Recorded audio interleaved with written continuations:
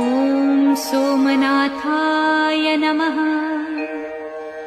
ॐ मल्लिकार्जुनाय नमः। ॐ महाकालेश्वराय नमः। ॐ ओंकारेश्वराय नमः। ॐ वैद्यनाथाय नमः। ॐ भीमशंकराय नमः। ॐ रामेश्वराय नमः। ॐ नागेश्वराय नमः। ॐ विश्वेश्वराय नमः। ॐ त्र्यंबकेश्वराय नमः।